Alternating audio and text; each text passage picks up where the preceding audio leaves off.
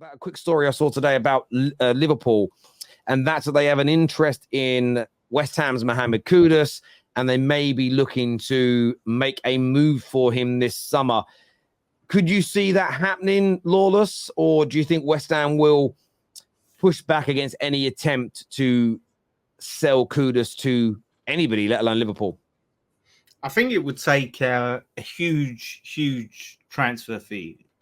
He's reports about his buyout clause existing that wouldn't activate until next season, which I think is around 85 million, similar to Paqueta's, which means we're going to look at it and going, okay, if we're going to sell him earlier, we want a lot more than that.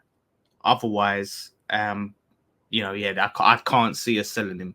The deal would have to be really, really good. We've only had him one season.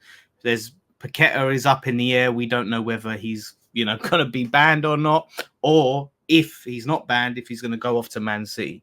So I strongly believe that Kudus will be at West Ham next season.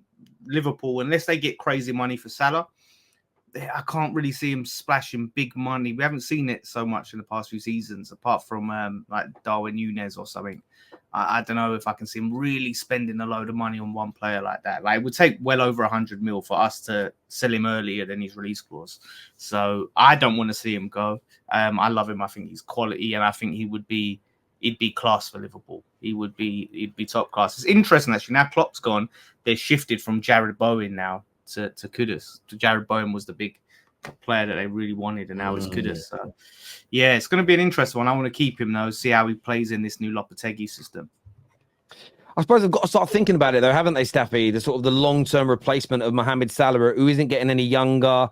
Saudi are knocking on the door for him. So someone like Kudus, I mean, we saw how brilliant he's been this season for West Ham. It's not surprising to see him linked to a club like Liverpool.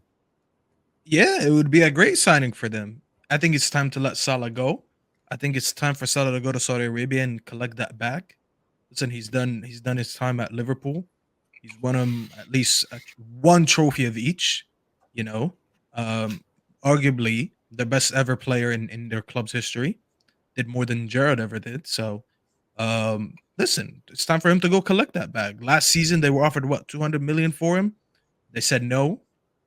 They didn't win anything. I mean, they won the League Cup, but let's be honest, it didn't really affect anything for them. And Salah was injured, ironically, most of the season. So they actually were in a title challenge without Salah most of the time.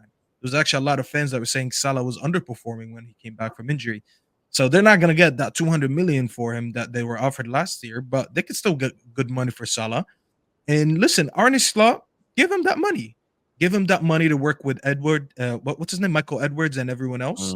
And, bro, rebuilding a team with Mohamed Kudus being one of your stars, that's great. Lawless can get that bag as well for Kudus, and him and Lopetegui can start doing some recruitments, rebuild that West Ham team. It makes everyone happy. I feel like this is the one transfer that it works out for everyone. Salah gets to go back to the Middle East where I'm telling you, because I'm from there, he's basically worshipped there.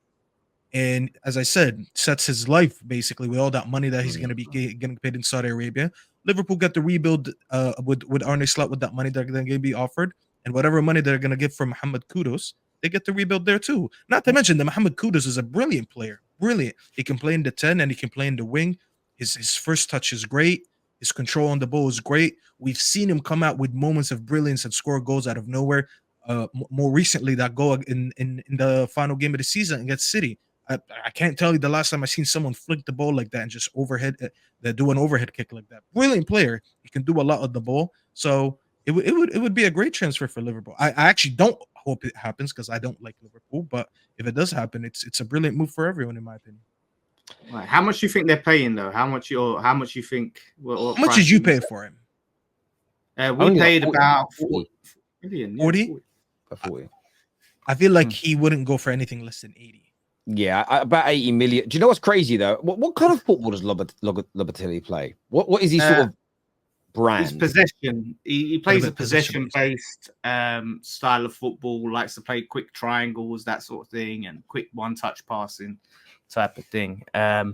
So it would fit. He's definitely not going for 80 this season. If his buyout clause is 85 next season, no chance he's going for 80. Yeah. That makes. I didn't know there was a buyout. I didn't know that either. Yeah. See, for me, I look at it this way: like from a West Ham, if you're a West Ham fan, you've got to be open. Listen, we're bringing in look. Moyes won you your first trophy in 40 odd years, first European trophy in however many years. He's a legend of your football club, but he does play a very particular brand of football, which I know not every single West Ham fan was happy with. There's a potential now to play better football. I'm intrigued to see the likes of Kudus and Bowen play football a bit more progressively, a little bit more on the front foot. And I want to see how they operate in that. I almost feel as well, I love Mohamed Kudus. I'd like him at United. If we missed out on Elise and then it was announced we're getting Kudus, I'd be happy. But I feel this is actually an opportunity, a risk, but an opportunity for rivals. And I'm looking at this from a rival perspective for someone that would buy him from West Ham. I'm not trying to be disrespectful to your club. Watch him play in a more progressive style this year and see how he does. Because when you're at Liverpool, if it was at Man United, Liverpool, whoever it may be, majority of the time you're going to have the ball, you're going to be playing more progressive football. If players are really good at the counter, it's always my issue with Jamie Vardy. It's why Jamie Vardy never looked as good for England as he did at his pomp at Leicester, because Leicester played a kind of counter-attack football where England, most of the time, teams sat behind the ball against us. So I look at it, I would like to see Mohamed Kudus playing a team that have got more of the ball, because that will give you more of an idea whether he could adapt to the bigger sides. I think he can. I know he did well in the Eredivisie, but we've seen a lot of players struggle when they come from there. So I would just like to see, if I'm a Man United fan and you're looking at 85 million to get him, it's a lot of money. This season could be perfect to watch him under the new coach with the new style, just so that you're as close to cast iron sure as you could be, if that makes sense. And that's not me trying to put him down. I think he can do it, but I'd like to see him do it first before my team drops an almost record-breaking amount of money on him, if that makes sense. Yeah. I mean, that's fair, and I have every faith that he can do it because I've seen he's one of the players that loves to have the ball. He's not trying to get rid of it as soon as he gets it. It will take players on. Yeah. So yeah, I've every faith he can, but we just can't be letting him go. Like I said, if it's this summer, it has to be like 120, like something ridiculous, because to replace him and Paqueta in one window. Well, and Paqueta's whole back line. Yeah, and that's a great point, because you're not getting any money for Paqueta now, because that man looks cooked. He looks like he's done in football, let alone West Ham. Like, he looks like he's absolutely finished. If he gets found guilty, you're looking at it could be a 40 to 50 year ban from the game. Like, it's that bad, supposedly. So yeah, you guys ain't getting any money for him, and you're going to have to bring in a replacement. So yeah, letting him go this year, but then maybe money. I know you've got money, everyone in the Prem's got money, but because you're not getting something for Paqueta and you maybe were expecting to sell him this summer, maybe you are going to be forced into a sale of somebody because you've got to raise funds. I'm just playing devil's advocate.